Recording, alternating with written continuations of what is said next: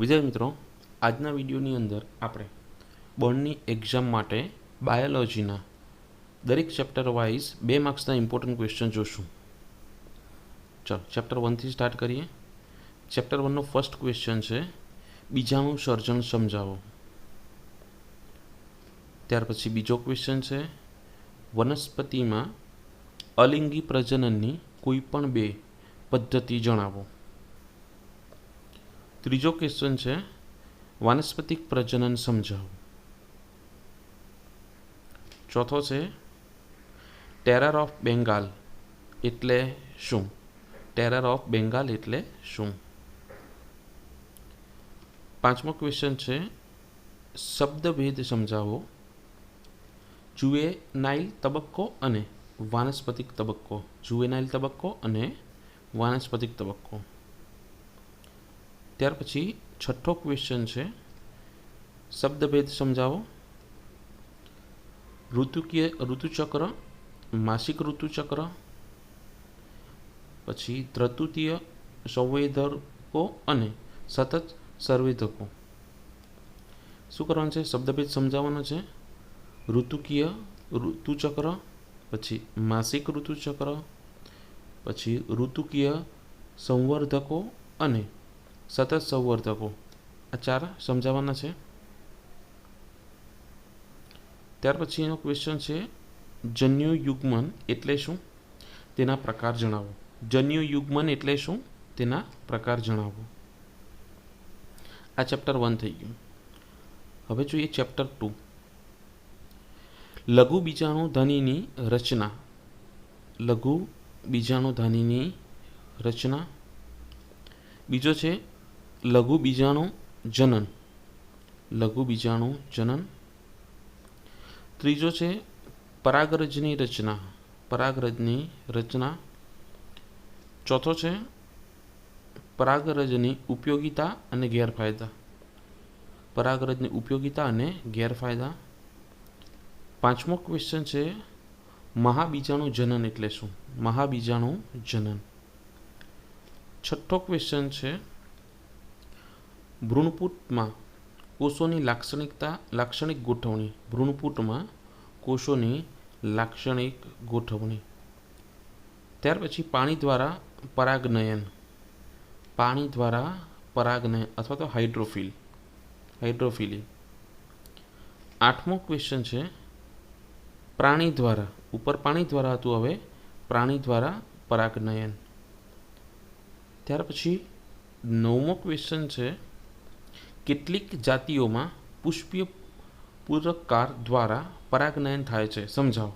કેટલીક જાતિઓમાં પુષ્પીય પૂરકકાર દ્વારા પરાગનયન થાય છે.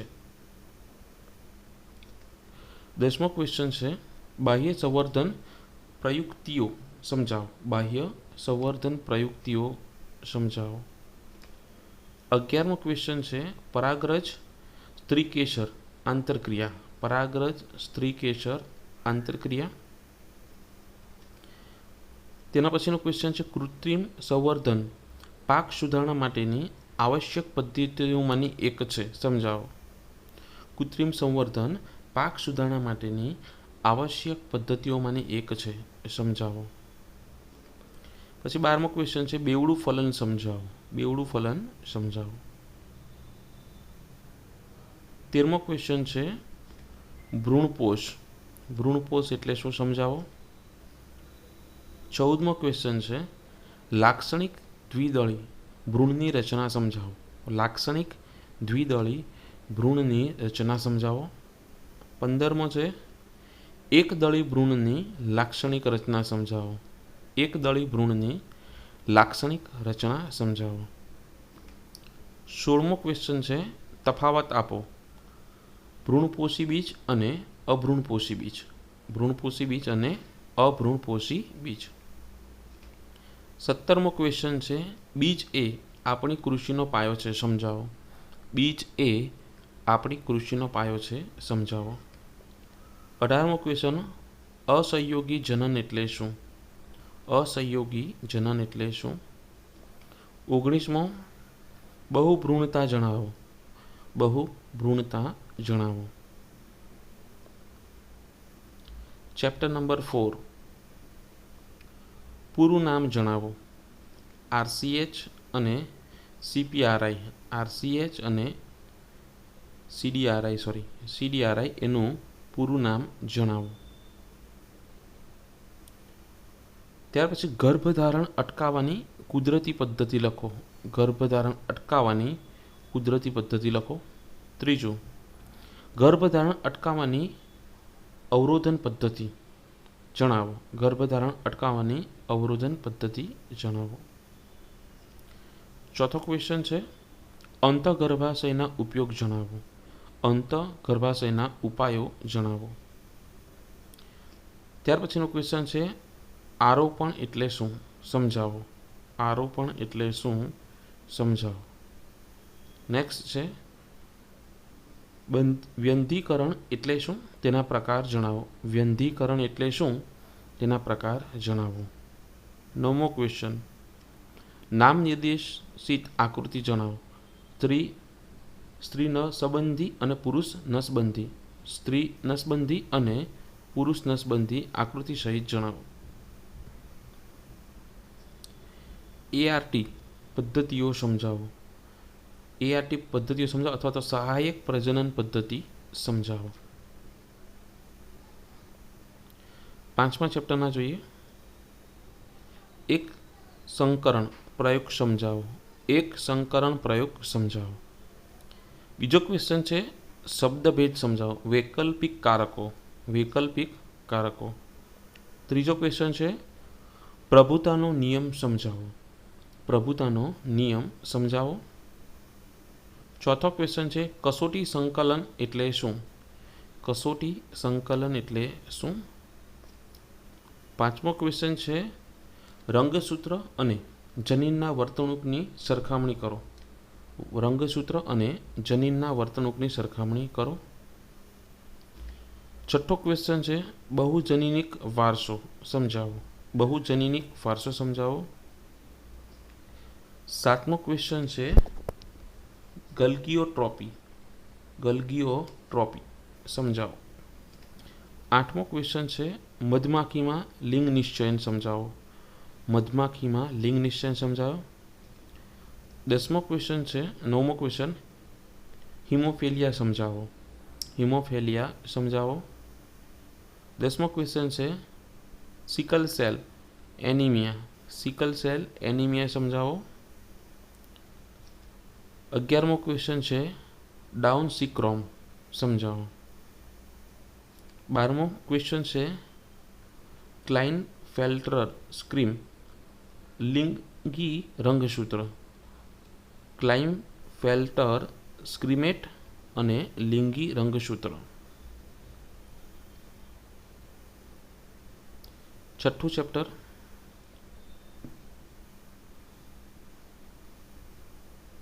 ડીએનએની બેવડી કુંતલમય રચનાની મુખ્ય ખાસિયતો જણાવો. ડીએનએની બેવડી કુંતલમય રચનાની મુખ્ય ખાસિયતો જણાવો. જનીન દ્રવ્યો માટેના માપદંડો જણાવો. જનીન દ્રવ્યો માટેના માપદંડો જણાવો. પ્રત્યાંકન એકમની રેખાંકિત રચના જણાવો. પ્રત્યાંકન એકમની રેખાંકિત રચના.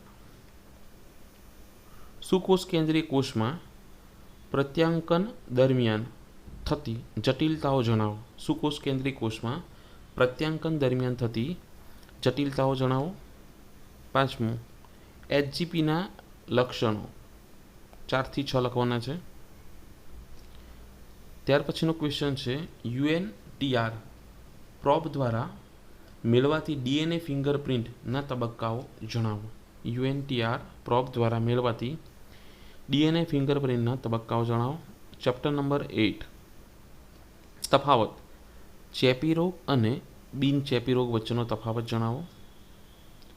બીજો ક્વેશ્ચન છે પ્લાઝ્મોડિયમના જીવન ચક્રના તબક્કાની આકૃતિ દોરો. પ્લાઝ્મોડિયમના જીવન તબક્કાની આકૃતિ દોરો. ત્યાર પછીનો ક્વેશ્ચન છે અબિમિયાસિસ. અબિમિયાસિસ સમજાવો. ચોથો ક્વેશ્ચન એસ્કેરિયાસિસ એસ્કેરિયાસિસ સમજાવો. પાંચમો છે ફિલારિયાસિસ સમજાવો.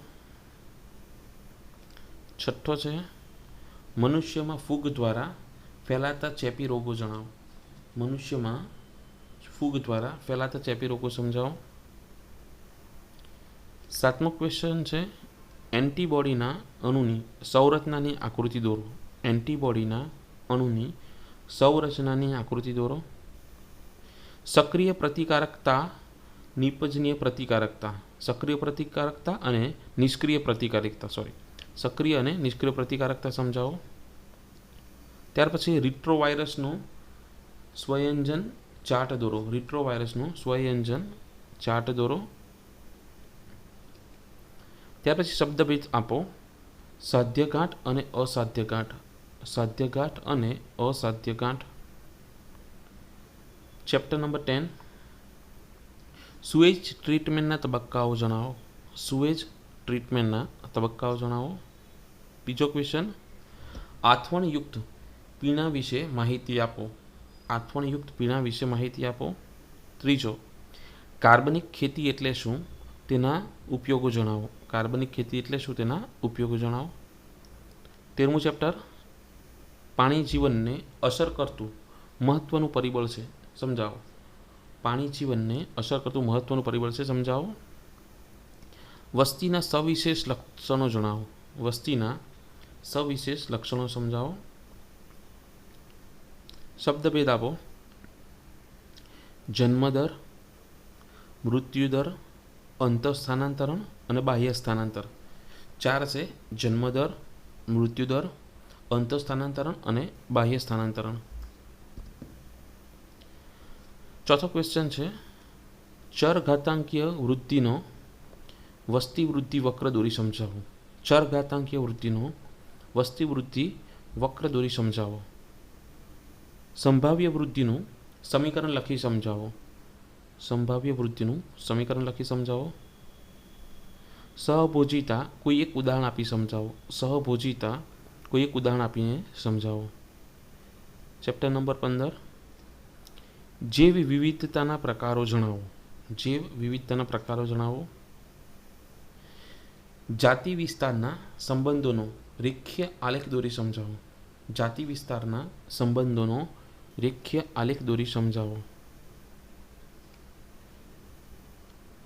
વિદેશી જાતિઓનું અતિકરણ સમજાવો. વિદેશી જાતિઓનું અતિકરણ સમજાવો. આ થઈ ગયા બધા જ ચેપ્ટરના માંથી જે ચેપ્ટરમાંથી 2 માર્ક્સના ક્વેશ્ચન પૂછાવા જેવા છે તે ક્વેશ્ચન. આ થઈ ગયું બાયોલોજીના આઈએમપી. 3 માર્ક્સના અને 4 માર્ક્સના ક્વેશ્ચન આપણે નેક્સ્ટ વિડીયોમાં જોશું. અને ફિઝિક્સનું આઈએમપી ઓલરેડી મેં અપલોડ કરી દીધા છે વિડીયો. એના માટે તમારે ચેનલ જોઈન કરવી પડશે. 59 રૂપીસથી જો તમે ચેનલ જોઈન કરશો તો JEE નીટ ગુજકેટનું એક પ્લેલિસ્ટ છે.